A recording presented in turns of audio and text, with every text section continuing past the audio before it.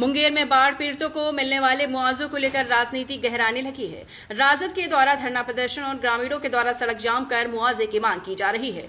वहीं भाजपा विधायक ने राजद के द्वारा किए जा रहे धरना प्रदर्शन को मुद्दाविहीन राजनीति करार दिया और विधायक ने अंचल कार्यालय के कर्मियों पर भ्रष्टाचार का बड़ा आरोप भी लगाया है। दरअसल मुंगेर जिला में आई बाढ़ के बाद सरकार के द्वारा बाढ़ पीड़ितों को 7,000 रुपए प्रत्येक परिवार के हिसाब से मुआवजा दिया गया है। बाढ़ पीड़ितों का आरोप है कि ऐसे कई लोग हैं जिनको मुआवजा नहीं मिला है। तो और अब विधानसभा चुनाव के नजदीक आते ही विपक्ष भी इस मुद्दे को अब चुनावी मुद्दा बनाकर अपनी राजनीति को दिशा देने में लगा है। ताजा मामला बरियारपुर प्रखंड में, जहां बाढ़ पीड़ितों के द्वारा नेशनल हाईवे जाम कर छूटे हुए बाढ़ पीड़ितों को मुआवजा देने की मांग सरकार से कर रही है। तो वहीं इन बाढ़ पीड़ितों के समर्थन में इंडिया गठबंधन के कार्यकर्ताओं के द्वारा पूर्व राजद के मुंगेर विधानसभा प्रत्याशी मुकेश कुमार के नेतृत्व में बाढ़ पीड़ितों को मुआवजा दिलवाने को लेकर मोर्चा खोल दिया है और बरियारपुर में सभी धरने पर बैठ गए और कहा कि जब तक बाढ़ पीड़ितों को मुआवजा नहीं मिल जाता तब तक वे आंदोलन करेंगे, जिससे अब इसे चुनावी रंग देने में विपक्षी जुट गए हैं। राजद पूर्व प्रत्याशी मुकेश यादव ने कहा कि बाढ़ मुआवजा वितरण में घोर अनियमितता बरती जा रही है। विभाग के भ्रष्टाचार का ये आलम है कि किसी घर में 3-3 लोगों को मुआवजा तो किसी घर में एक भी व्यक्ति को मुआवजा की राशि नहीं पहुंची है। इस मामले में मुंगेर भाजपा विधायक ने बताया है कि विपक्ष के पास कोई मुद्दा नहीं है, इस कारण वो मुआवजे को लेकर अपनी राजनीति सेक रही है। जबकि विधायक ने भी माना कि अंचल कार्यालय में बिचौलियों के द्वारा और कर्मियों के द्वारा कुछ उलटफेर किया गया है। जिलाधिकारी से सीओ पर कार्रवाई करने को उन्होंने मांग की है। वहीं उन्होंने कहा कि अब तक 35,000 बाढ़ पीड़ितों को मुआवजा के नाम भेजा गया है, जिसमें से मात्र 4400 लोग ही बाकी हैं, जिसका नाम जोड़ा जा रहा है। राजद जनता को बरगलाने के लिए माई बहन योजना का फॉर्म भरवा रही है, जबकि इसका पैसा वो कहां से देगी।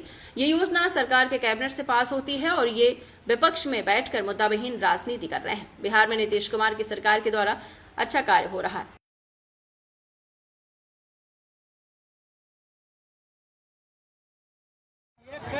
जो है बाढ़ पीड़ित को राहत जो है इटहरी पंचायत, कालारामपुर पंचायत, पन्नी और चारा और इलायची पाउडर, चूड़ा, चीनी कुछ भी यहाँ इटहरी पंचायत में नहीं मिल रहा है। और डीएम को हम 8 तारीख को डीएम को दिए हैं कि 15 तक हम जो है इंतजार करते हैं बाढ़ राशि हमारा दिया जाए सब जनता को। और सीओ को 8 तारीख को हम दिए हैं, लेकिन 15 तक का समय था, 15 तक जो है नहीं मिला और जनता आक्रोश में आया और ये जो है जाम किया गया है। धन्यवाद। बाढ़ पीड़ित परिवार जो बाढ़ग्रस्त हमारे सभी माता बहन थी, उसको लेकर के लगातार हमारी लड़ाई थी कि बाढ़ सहायता राशि जो सरकार की तरफ से मिलता है 7,000 रुपया हर परिवार को, उसको लेकर के मुंगेर जिला के जो प्रखंड मुंगेर विधानसभा के मुंगेर सदर और बरियारपुर में इतना ज़्यादा भ्रष्टाचार हो रहा है जिसकी मतलब कुछ कहा नहीं जा सकता है कि बिना पैसा लिए किसी को पैसा नहीं मिल रहा है। इस तरह की स्थिति उत्पन्न है, इसी तरह की स्थिति उत्पन्न है और एक एक घर में 3-3 लोग 4-4 लोगों को पैसा मिल रहा है और गरीब परिवार को पैसा नहीं मिल रहा है। इसी चीज की लड़ाई जो है हमारी शुरुआत हुई है लगातार 1 महीना से, कि 1 महीना पहले भी हम लोगों ने ब्लॉक में आकर के जो है धरना देने का काम किया था।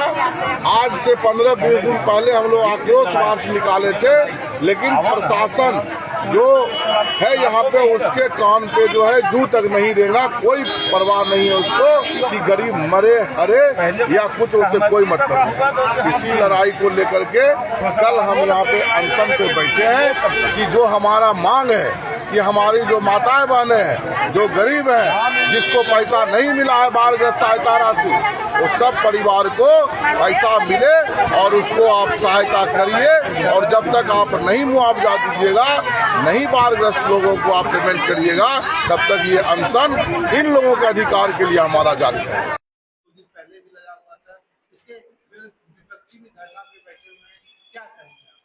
देखिए 2 दिन पहले जाम लगा हुआ था रैया के लोग कटाव विरुद्ध काम के लिए, गंगा में कटाव लगा और फ्लड जैसे हमको पता चला तो फ्लड कंट्रोल विभाग को कॉल किया, वो फ्लड फाइटिंग का काम किया है, लेकिन पानी बढ़ जाने के कारण वो काम करने में अभी सक्षम नहीं है।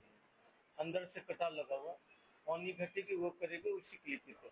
आज जैसा आप बता रहे हैं कि वहाँ पे 78,000 वोटर्स हैं, 4 वोटर्स को एक परिवार माना गया और हम लोग प्रेशर दिए कि 10% एक्स्ट्रा किया जाए। उसके अनुसार से 22,000 होता है। 35 लॉगिंग किया है। कुछ बिचौलियां जो बुलाऊ प्रखंड दौरा करते हैं, वहाँ के स्टाफ सब मिली भगत से गलत लॉगिंग किए हैं, जिसमें कि 10 दिन पहले 4400 लोगों को छुटा हुआ लिस्ट था। सीओ से कहते, सीओ बताई थी कि हम उसको चढ़वा रहे हैं जो वाजिब में। आप अगर इस तरह का है, मेरे संज्ञान में है, तो जो वाजिब आदमी है, जो सही आदमी, उसको चढ़ाया जाएगा। उसकी भी जांच जो बिचौलिया कराया। आज जो प्राइवेट बंद है वो बिचौलियों के द्वारा है, जो गलत ढंग से चाहता है कि गलत परिवार को मिले, इस वजह से ऐसा हो रहा। उस पर भी और अंचलाधिकारी पर भी कार्रवाई की बात मैंने डीएम साहब से बोले। कि राजद के लोग को चुनाव का समय राजनीतिक गोटी सेकना, उसको करना तो कुछ नहीं है। अब देख रहे हैं राजद के लोग, सरकार नहीं बनी है, माँ बहन योजना भी बांट रहे हैं। जब सरकार बनती है तो कैबिनेट पास करती है, संबंधित विभाग में क्रियान्वयन करने के लिए जाती है, सरकारी कर्मी के द्वारा फॉर्म भरा जाता है, उसके लिए सरकारी पोर्टल होता है, आपसे सब होता है। तो उसको 5 साल में नहीं देखेंगे राजद के प्रत्याशी की। अब राजद के लोग जनसमझ आदरणीय नीतीश कुमार जी के नेतृत्व में, एनडीए के नेतृत्व में कोई यहाँ समस्या नहीं, सिर्फ चुनावी रोटी सेकने के लिए लोग धरना देते हैं।